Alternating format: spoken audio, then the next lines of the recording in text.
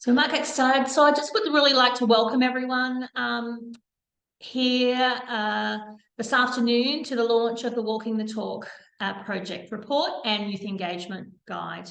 And we're so proud, speaking on behalf of both organisations, we're so proud of this project, and I think that the results that you'll hear about this afternoon will speak for themselves. The project has been an amazing partnership between Orch and Health Consumers New South Wales and young people, and we particularly can't thank the young people who've been involved enough for providing their incredible insights into our understanding of engagement of young people in healthcare and how to improve that. So before we really get started this afternoon, I would really like to acknowledge the traditional custodians of the land on which we're all meeting this afternoon. And I'd like to acknowledge that Bella and I are coming to you from Wallumattagal country. And we'd like to recognise the elders, past, present and emerging, and also recognise the amazing connection to land, water and community that the Aboriginal people have. So on that note, I'm going to hand over to Anthony and we'll get started.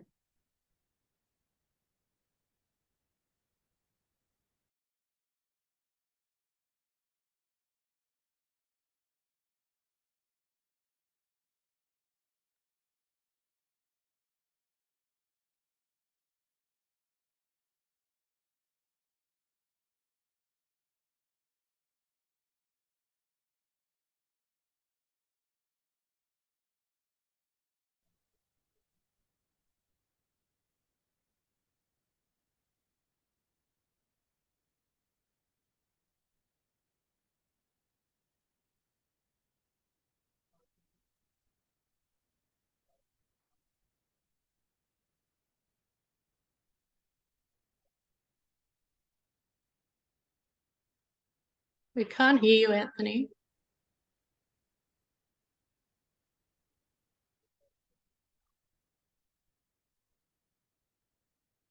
Hello, is that any better? That's better? Okay, sorry about that.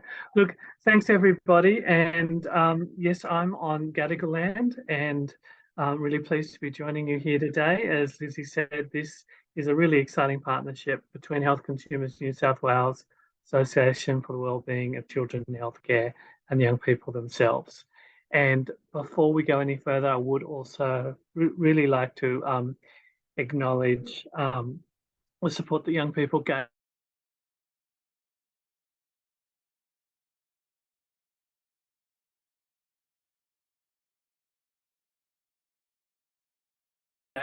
use health services and people's experience of recovery. The voices of people with these lived experiences are really powerful and are needed to make healthcare better. And we value and respect everyone's experiences, and we thank everyone who's shared their time and knowledge, not just in developing this Walking the Talk project, but people who do that, the health services, across New South Wales. Thank you.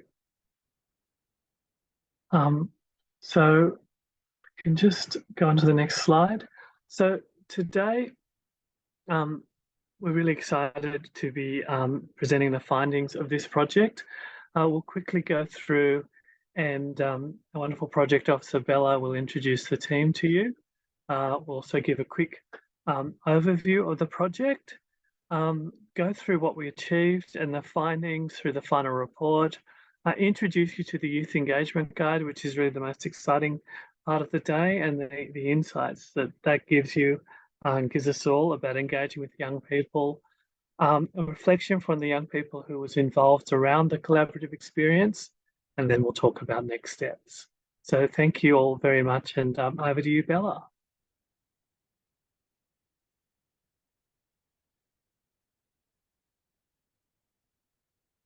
Lizzie, did you want to just say a line or two about Orch?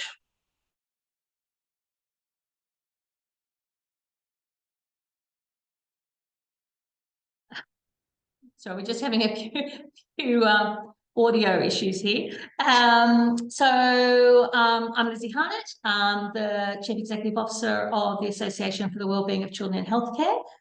And ORCH is a national not-for-profit that was formed 50 years ago, which I think is an amazing achievement for an organisation, an advocacy organisation, to reach 50 years. It was actually developed in partnership with families and health professionals and the community concerned about the effects of healthcare on children's wellbeing and their psychosocial wellbeing in particular. And it was formed on the basis of the right to participate and the right to be heard, and we're still doing that 50 years later. So I'll just hand over to Anthony.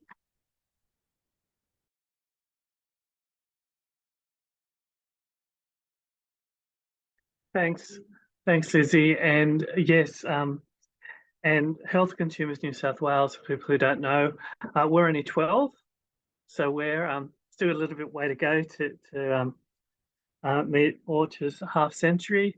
Health Consumers New South Wales, we believe that patients, family members, caregivers, people who use the health system should all be involved in making decisions about health, health services, and health and medical research. We work really hard to bring the voices and experiences of people into decision-making and governance processes in health services and health and medical research. And our motto and our whole way of looking at the world is based on that great adage that came to us from the disability movement, nothing about us without us. And I'm going to put a link to our website, and there's already a link to ORCH's website in the chat if people want to find out more about the work of our two organisations. So thanks, and thanks, Bella.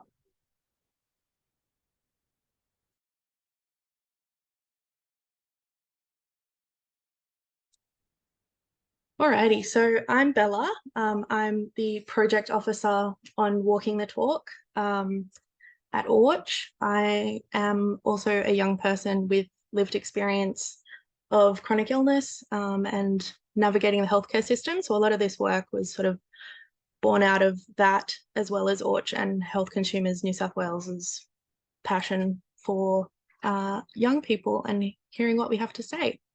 So I'll get started now. Just a very quick overview of what Walking the Talk is. So it's a collaborative project between ORCH and Health Consumers New South Wales and young people 14 to 25, which I sadly no longer am.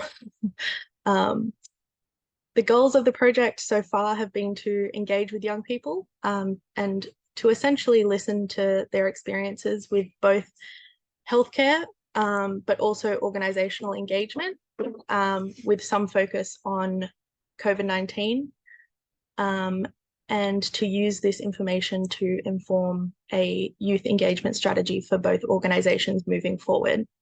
And this is just a quick overview of the process. So just a quick bit about the beginning of the project. We started with a white paper. We really just wanted to look into what the data was saying about young Australians, what they appear to need and want in the existing data, as well as existing engagement frameworks and models, and sort of looking for the gaps and all that kind of stuff. We really didn't want to reinvent the wheel with this project. So we went really in depth with the white paper and covered a lot of the landscape of youth engagement and healthcare, and used that to inform our work. And we also convened a steering committee of various professionals to help guide us, because we really wanted to go in with a good foundation of best practice, so that we weren't approaching this in any sort of harmful way at all.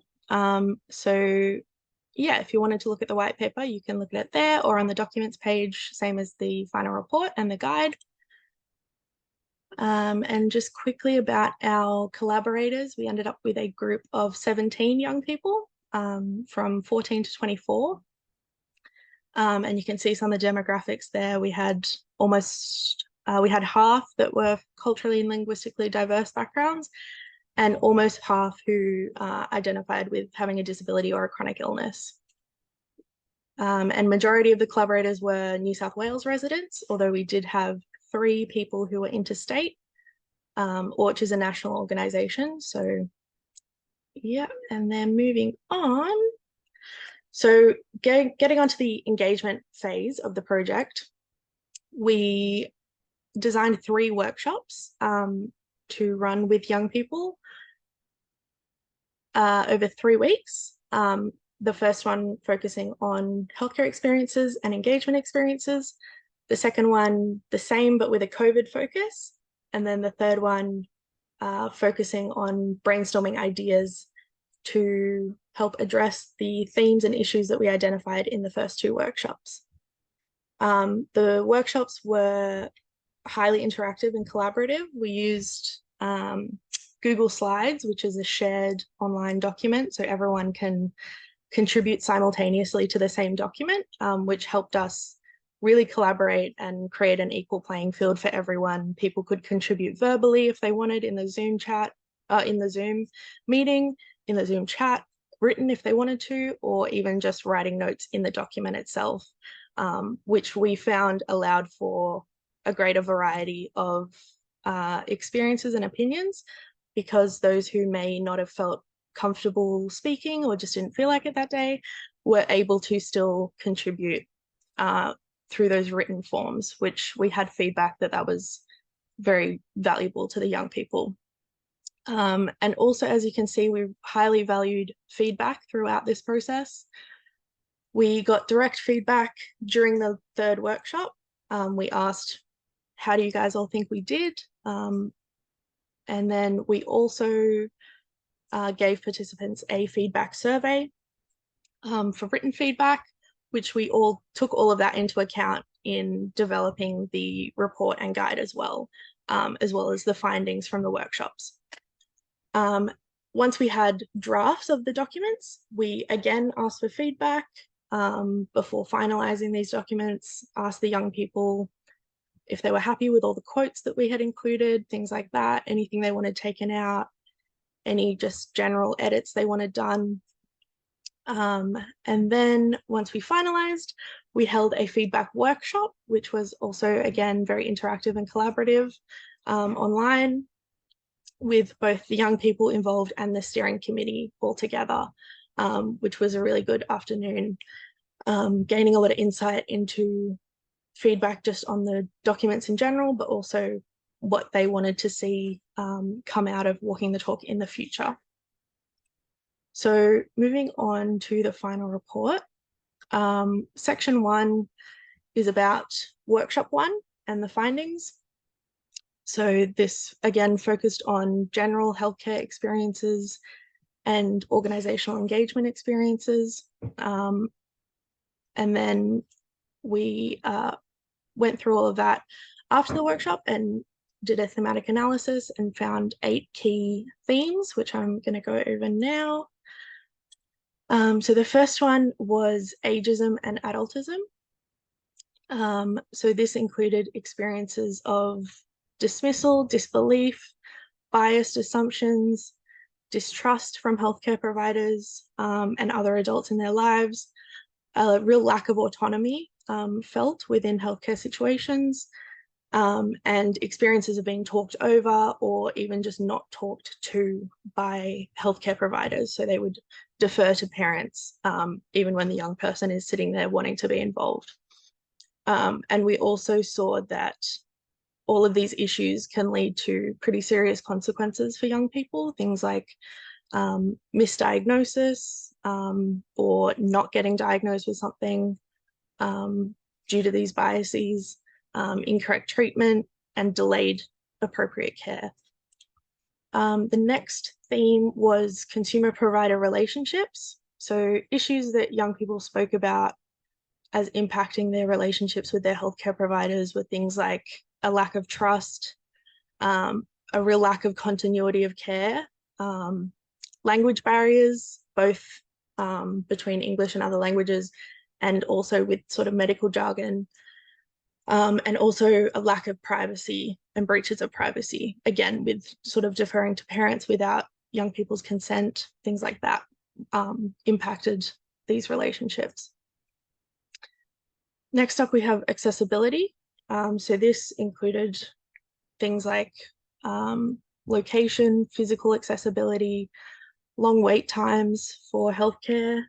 Cost is one of the major accessibility barriers for young people when it comes to healthcare.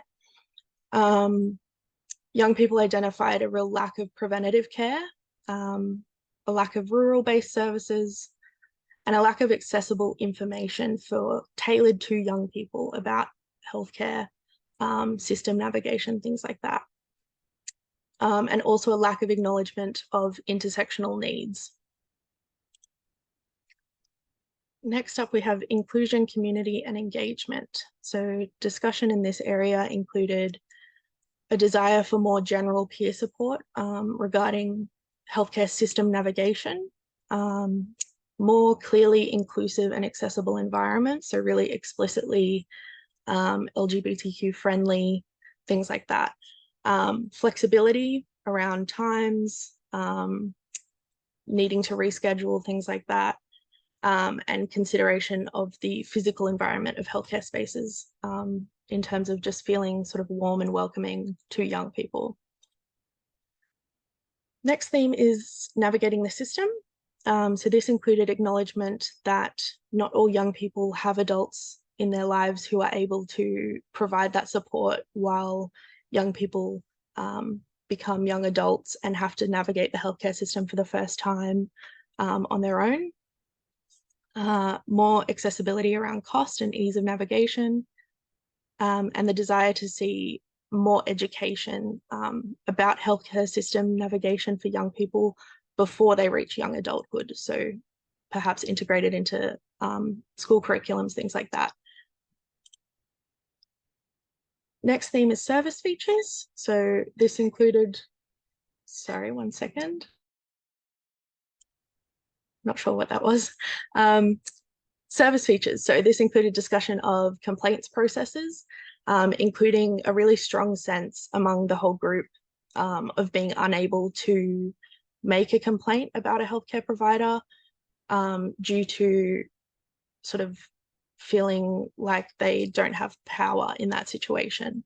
Even though there are systems available, it doesn't feel accessible to young people. And also a desire for more trauma-informed care was a big theme that came out of this. Next is finances and eligibility. So this included discussion of significant frustration around cost, but also eligibility criteria for various services such as the NDIS, and a real lack of sort of youth representation within disability spaces, chronic illness spaces, and that translating into a lack of acknowledgement of young people who may require services such as the NDIS. And the last theme in this section is stigma and negative perceptions. So this included discussion of mental health stigma, sexual health stigma, and a real sense of feeling burdensome on the system, that young people appear to be very aware that the system is at capacity at the moment. And there was a real sense of feeling like they didn't want to take up a spot that someone else might need. So workshop 2 focused on a similar core discussion, but through the lens of COVID and sort of the lasting impacts that COVID has had. So 4 themes came out of this workshop. Firstly, fear, isolation, and avoidance. So this included discussion of significant feelings of loss, effects across all aspects of well-being for young people, high expectations of healthcare providers, and a desire to reconnect with healthcare providers now that things are a little bit more opened up. Next up is lack of safety and care. So this included a distinct feeling of a lack of safety and care when engaging with healthcare, a lack of safe spaces, a lack of information tailored to young people regarding COVID, particularly being COVID positive and what steps need to be taken. Young people felt that they didn't have accessible, clear information around that. And again, this strong sense of feeling burdensome or undeserving of healthcare if you aren't at that sort of crisis point. The third theme is accessibility again. So this included discussion of issues with telehealth, the individuality of access needs. So some people love telehealth. A lot of young people actually hated it, we found, which was an interesting outcome of the project. And also difficulty with access to specialists due to, again, cost, but also things like specialist wait times and also wait times for GPs for referrals and things like that, and having to sort of go back and forth. And lastly, communication and technology. So this was again sort of around telehealth, discussion of the need for options to increase access, discussion of telehealth as really difficult to use, frustrating, unreliable, and really having a strong impact on that consumer-provider relationship that young people appear to really value in their healthcare. So workshop 3 focused on brainstorming ideas and solutions for these issues that we identified in the first 2 workshops.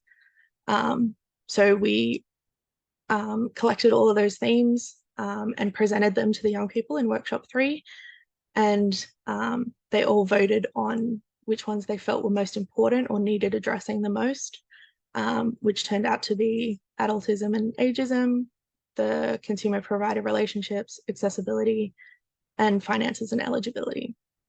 So then we really honed in on those 4 aspects and brainstormed ideas and solutions, thoughts. We went really wide and also very specific. We just wanted to gather as much as we could of this valuable insight from young people.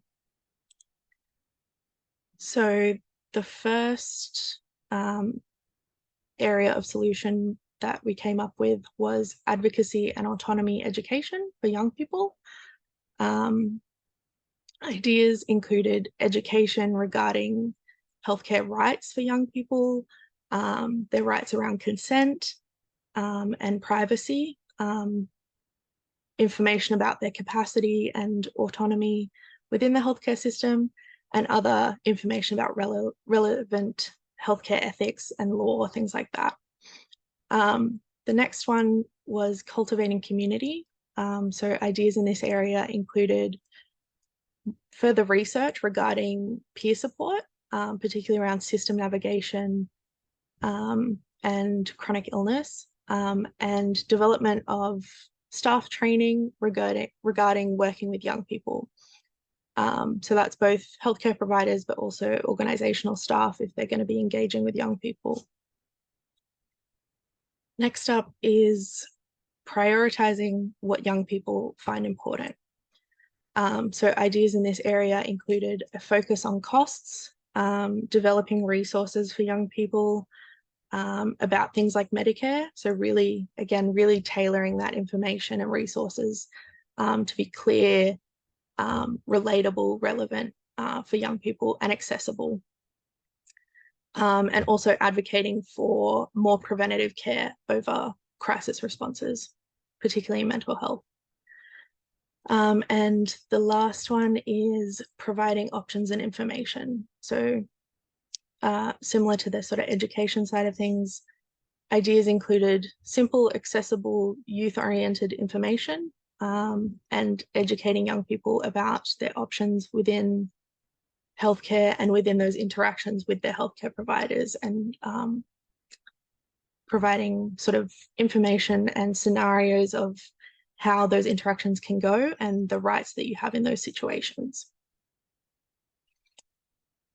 So section 4 outlines our work, how we aim to improve our work with young people based on these findings.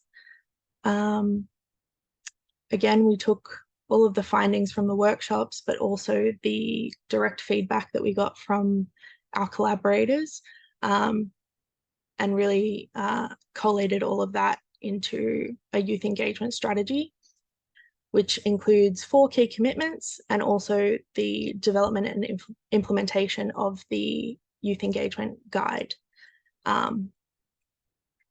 So first up, I'll just briefly go over the 4 key commitments. So again, based on the feedback and findings, we developed these 4 key areas that both organisations are going to commit to. So the first is continued collaboration, a commitment to continuing this work with consistent feedback and communication with young people, as well as future engagement projects, really making sure we keep the momentum on this area of our work. Next up was development of resources. The project really identified a need for more youth-tailored and youth-affirming information and resources. And we are committed to not only producing new resources if need be, but also focusing on existing resources and really curating them and improving accessibility and getting that feedback from young people to hear which resources they think are most relevant and relatable to them and useful, and what areas we may need new resources. Next up is education and training. So young people indicated a desire for both increased but also improved education and training around things like self-advocacy, particularly within healthcare settings, and those interactions with healthcare providers. And lastly, advocating for change. So many of the issues that were brought up in the workshops were sort of wide system level issues. And as advocacy organisations, we've committed to continuously advocating for these really necessary changes, system-wide changes to create optimal healthcare for young people. And again, the way that that will manifest will rely on the feedback from young people and engagement with young people. Alrighty, so the Youth Engagement Guide, if you haven't already, you can access it through this QR code, but it's also in the email that was sent out. So again, the feedback was integral to this, feedback on directly how we did engaging with our young people, as well as hearing about previous experiences, thoughts, opinions, ideas about optimal youth engagement. So we came up with 5 key necessities for youth engagement, which the guide outlines. So the first one is collaboration at every step. So some of the clearest feedback and lessons that we learned throughout this project was the importance of youth involvement at every single stage of the process.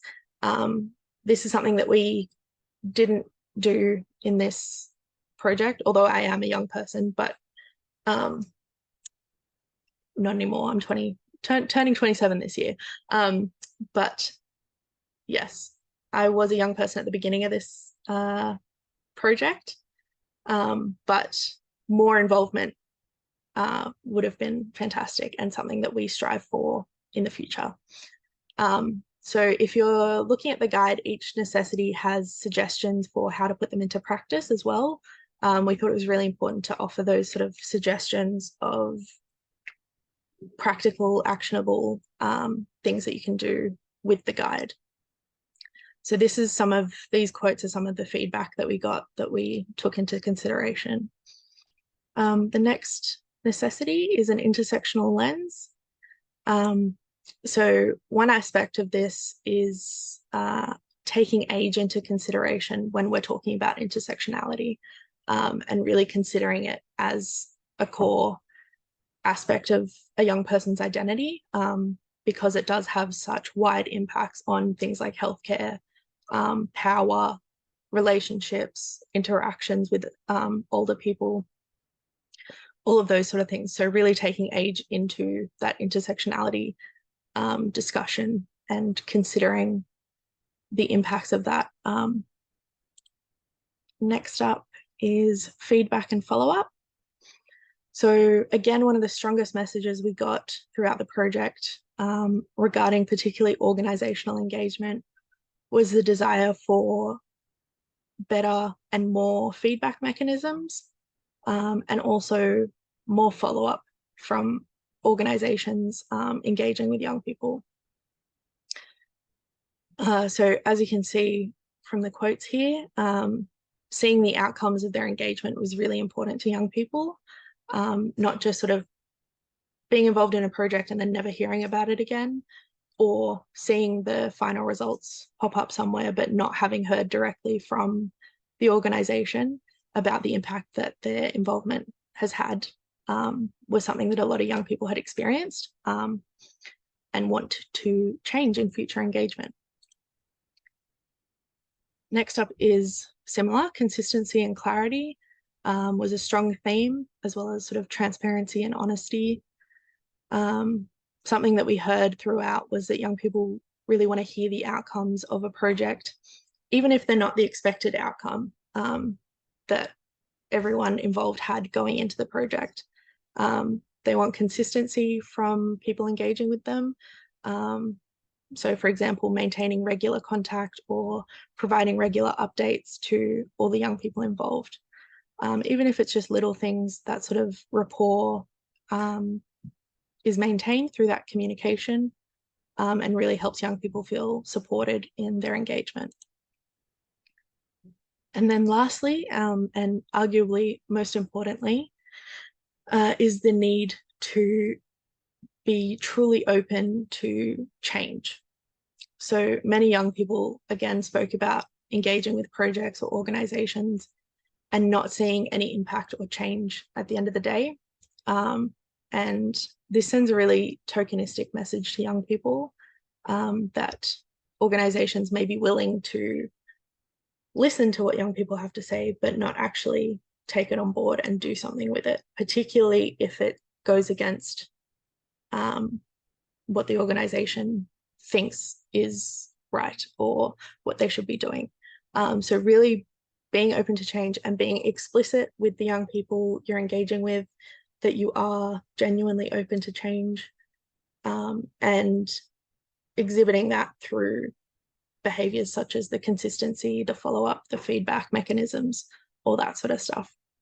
And again, practical examples are provided in the guide on each of these necessities, just to help get everyone thinking about ways that we can really put this into practice and walk the talk. So next up, we're going to hear from one of our collaborators, Dominique. Might just pause sharing for a second.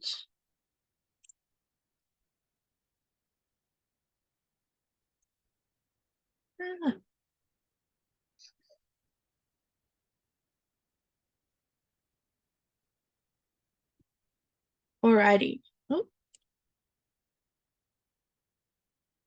So Dominique, do you want to just introduce yourself? How old are you? What sort of projects are you involved in? All that kind of stuff. Perfect. Thanks, Bella. So my name is Dominique and I'm 18.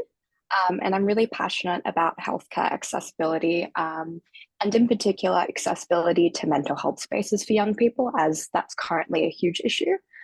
So I joined this project because I've done different work with healthcare organizations in the past, and I'm just really passionate about making the healthcare system more accessible, especially for those who are disadvantaged or have experienced domestic violence or have experienced mental health ill outcomes, or neurodivergent young people. Awesome.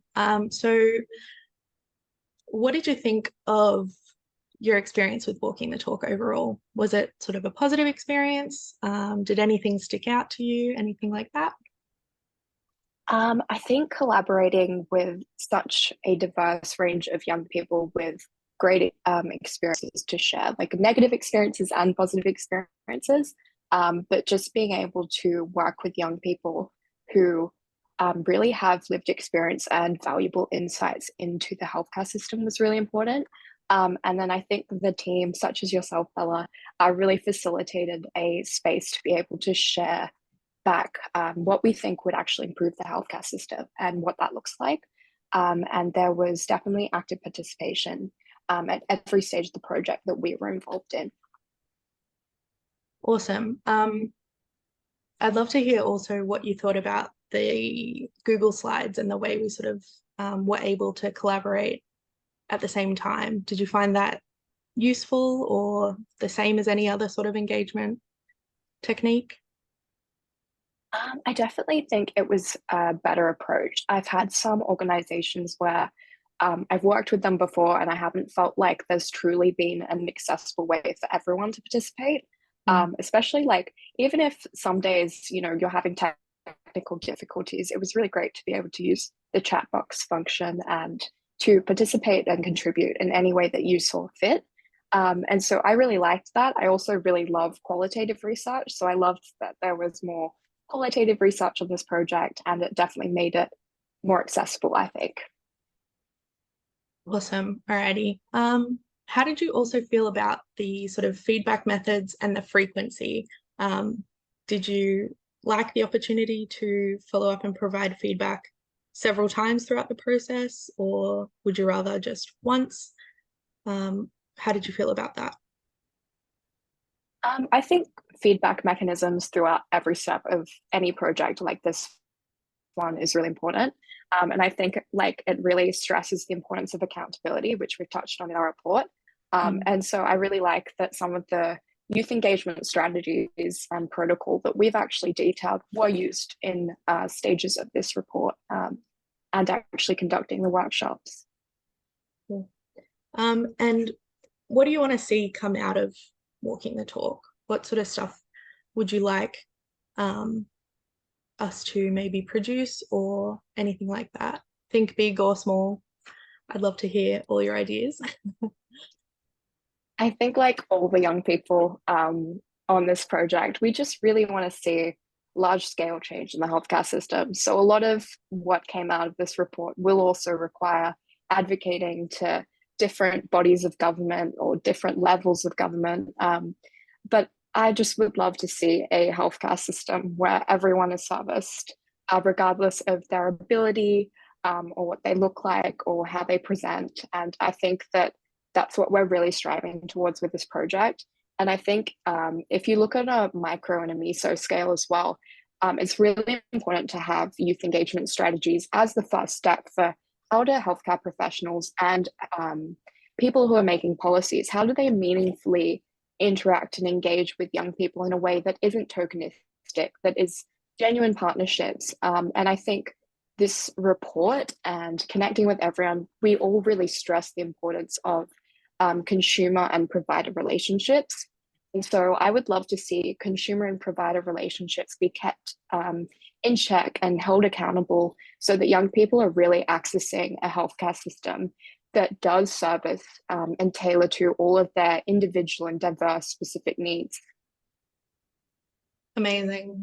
Is there anything else you wanted to add, or it's up to you? Well, I just want to thank the wonderful team such as Bella for really being wonderful in this project and just providing opportunities for feedback and collaboration. Yeah. Awesome. I'm so excited to continue collaborating with you, hopefully this year and beyond. Thank you so much for speaking today. We very much appreciate it. And you're welcome back anytime. All right. Thank you so much, Bella. Thank you. I'm going to share my screen again and just move on to next steps. So once we gained the feedback in the feedback workshop, after we had finalized everything, we got a lot of good insight into, again, that sort of, rather than creating resources, that real curation role and creating accessibility for existing research and resources. So that is something that we're keeping at the forefront now in our next steps, is perhaps not creating resources, but rather curating existing ones, working with young people to hear so we're sort of almost vetting resources with young people and what they think is most relatable and effective and useful for them. And then again, education and training, looking at tailoring training for young people in terms of things like self-advocacy, healthcare rights is a huge focus of ours. So teaching young people what their rights are, what they have the right to say and do in a healthcare setting, what they have the right to refuse or ask for, all that kind of stuff. We're going to be focusing on this year.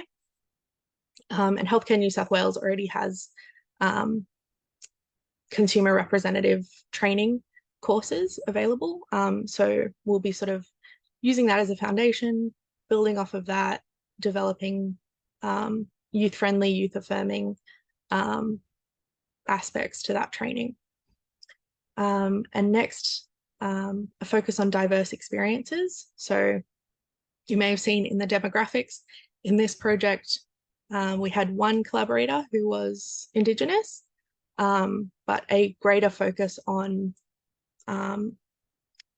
Indigenous young people of all different experiences, but also keeping in mind that singular young people can't represent an entire community or culture.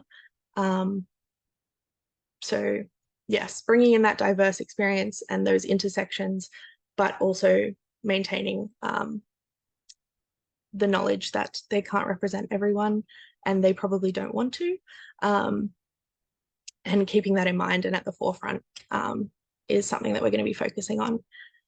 Continue collaboration, just in general, again, with the feedback and communication updates, sharing various engagement opportunities from other projects with our contacts of young people that we have, is just a way that we're going to keep that rapport building, keep a little sort of community, solidarity, those relationships and networks, keep them strong and keep the momentum going throughout this year. And then lastly, if there is any gaps in existing resources, then we are committed to developing those, particularly visual or sort of more accessible, youth-affirming, youth-tailored resources. So yeah, we'll move on to any questions. Lizzie and Anthony, I don't know if there's been any questions in the chat or anything you guys would like to add.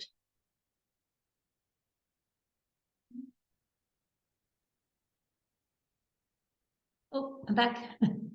I might just before we start, we've got a couple of good questions here, but just before we start that, I just wanted to thank a few people very briefly who made the Walking the Talk project possible.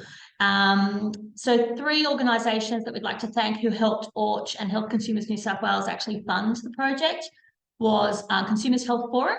And I think there's a couple of people online from Consumers Health Forum, and Multicultural New South Wales, and of course the Ministry of Health, who fund in part both of our organisations.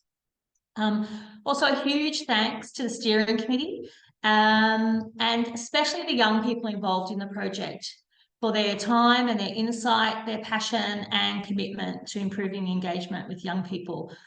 It's really been quite an incredible experience, I have to say. And a final huge thank you, because the Walking the Talk project wouldn't have happened and certainly would not, we would not have, I think, such an amazing report, such an amazing youth engagement model, and real energy for change, and energy for actually walking the talk, and for action to come out of the report. And that's a huge thanks to our project officer, Bella. They have been amazing, and I don't think we can thank them enough. So on to some questions. I think Anthony's answered a couple as we've gone along. Emily asked about definitions of healthcare, and Anthony did answer that in the chat. But just to say that we kept the definition extremely broad. So we didn't mention any particular settings or specialist services, general services. What we basically said was any interaction with a healthcare professional in any setting was pretty much the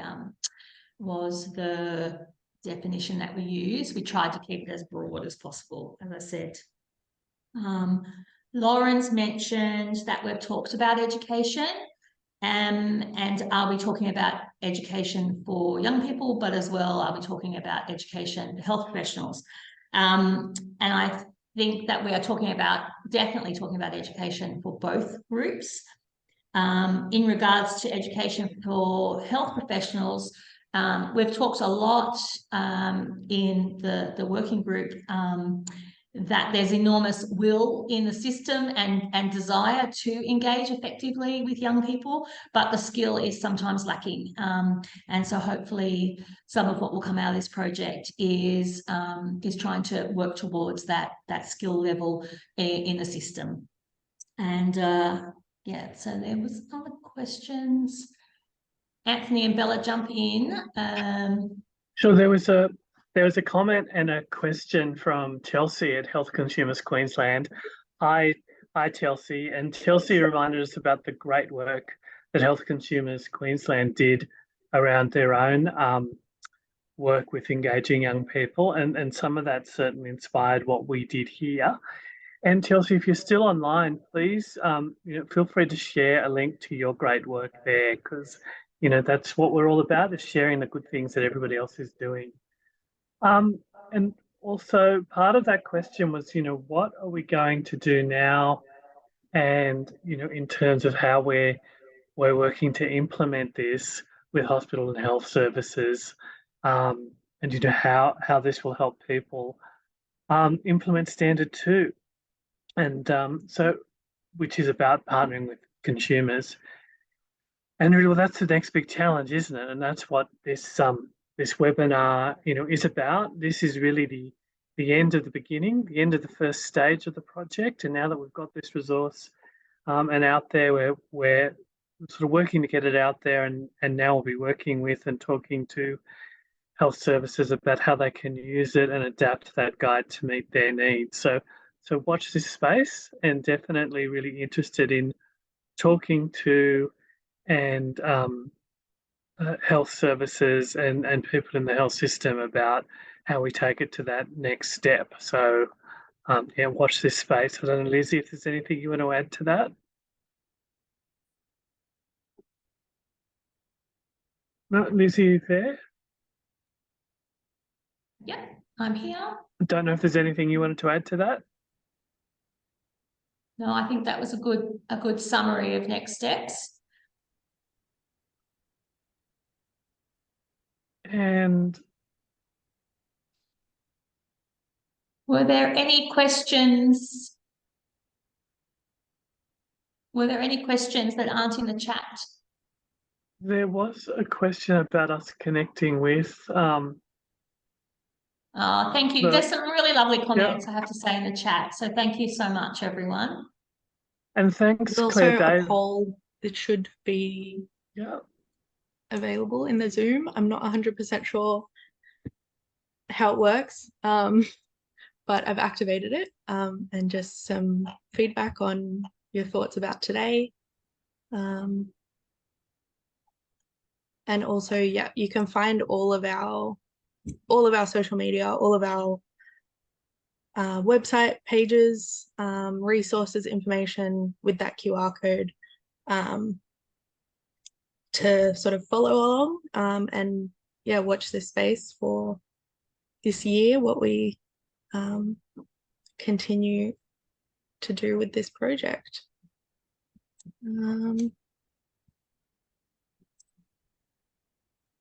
Fantastic. Any other questions from the floor? It's a little bit hard, isn't it, when you're muted, but I think, as Anthony said and Chelsea's raised, that we are really going to work with with other organisations that are doing so much in this area.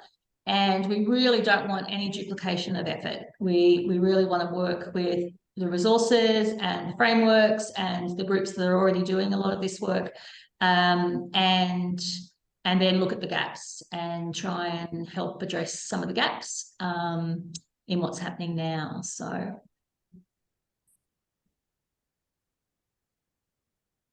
Any other questions? Any hands up? I can't see everyone, Bella, so. I'm trying to figure out how to work the poll. I can't seem to share it.